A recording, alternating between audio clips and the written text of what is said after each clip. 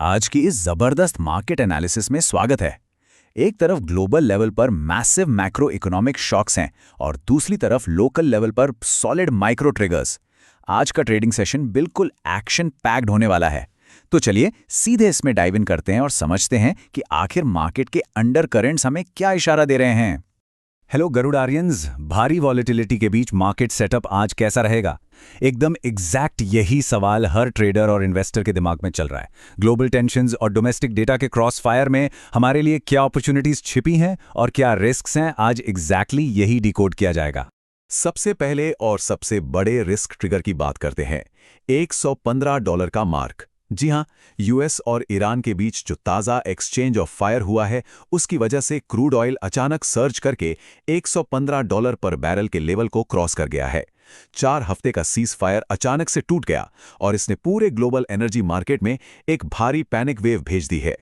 तो आज की इस चर्चा का फ्लो कैसा रहेगा, फटाफट देखते हैं। पहले ग्लोबल क्यूज और क्रूड ऑयल को समझेंगे, फिर निफ्टी सेटअप और इंडिया विक्स पर आएंगे, उसके बाद मेजर Q4 अर्निंग्स का एनालिसिस होगा और फाइनली की स्टॉक्स इन फोकस को डिस्कस करेंगे। तो सीधे आते हैं पहले सेक्शन पर, global cues and crude oil.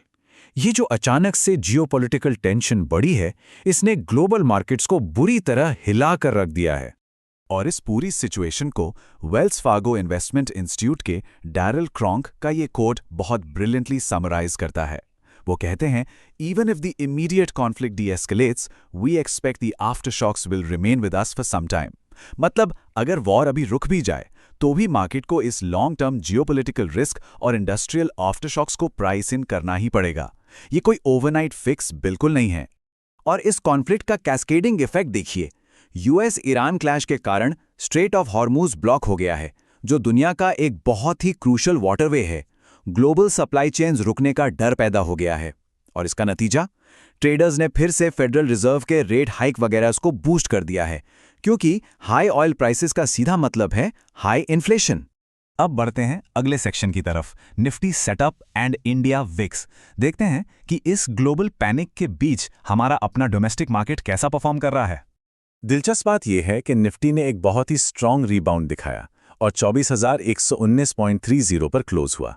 जब ग्लोबल मार्केट्स डर रहे थे, निफ्टी ने कमाल की रेजिलियंस दिखाई। ये रिकवरी बेसिकली तब आई जब क्रूड ऑयल अपने पीक से थोड़ा ठंडा हुआ, जिससे रिस्क सेंटिमेंट में थोड़ा सुधार आने लगा। अब टेक्निकल सेटअप को समझना बहुत जरूरी है। ट्रेडर्स के लिए ये लेवल्स बहुत क्रूशल हैं। निफ्टी का एक बहुत ही स्ट्रॉन्ग बेस यानी सपोर्ट अभी 23,800 पे बना हुआ है। जब तक हम इसके ऊपर हैं, ब्रॉडर स्ट्रक्चर पॉजिटिव है।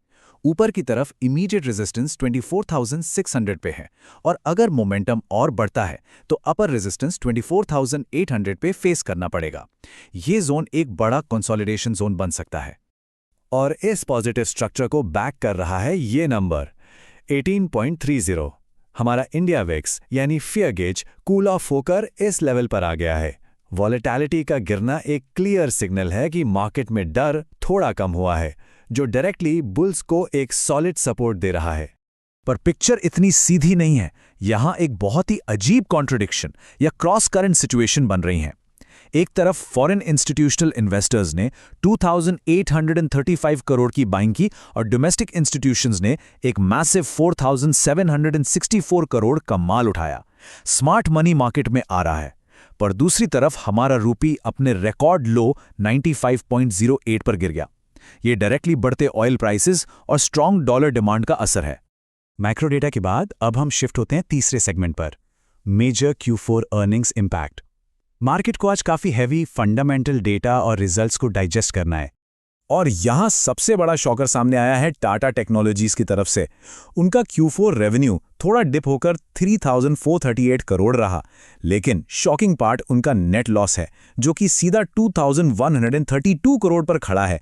पिछले साल के प्रॉफिट्स के मुकाबले ये एक बहुत बड़ा झटका है और आज इस स्टॉक में भयानक वॉलेटिलिटी देखने को मिल सकती है। इसके अलावा आज मार्केट में हैवी वेट्स के रिजल्ट्स की लिटरली लाइन लगी हुई है। इंफ्रास्ट्रक्चर स्पेस में L&T, ऑटो में M&M और हीरो मोटोकॉर्प, बैंकिंग में PNB और FMCG में मरी को अपने नंबर्स अनाउंस करने वाले हैं। इन स्पेसिफिक सेक्टर्स में आज भरपूर एक्शन एक्सपेक्ट किया जा सकता है, तो इन नेम्स को रडार पर रखना बिल्कुल मत भूलना। अब चलते हैं अपने आखिरी और सबसे एक्शनेबल सेगमेंट पर, की स्टॉक्स इन फोकस। यहाँ हम कुछ स्पेसिफिक कॉर्पोरेट शिफ्ट्स और न्यूज़ ट्रिगर्स को एनालाइज करेंगे। यहाँ दो जायंट्स की बिल्कुल अलग स्ट्रैटेजीज देखिए। हाई एविएशन फ्यूल कॉस्ट से निपटने के लिए इंडिगो ने एक एक्स एयरबस एआई हेड को हायर किया है ताकि आर्टिफिशियल इंटेलिजेंस से एफिशिएंसी बढ़ाई जा सके।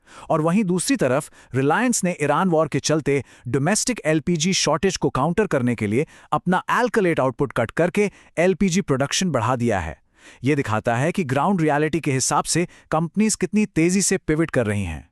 एक और नाम जहां सेटअप बहुत ही बुलिश लग रहा है वो है मनापुरम फाइनेंस। उन्होंने स्ट्रिक्टली एक्सपेक्टेशंस को बीट करते हुए एक स्ट्रॉन्ग प्रॉफिट दर्ज किया है।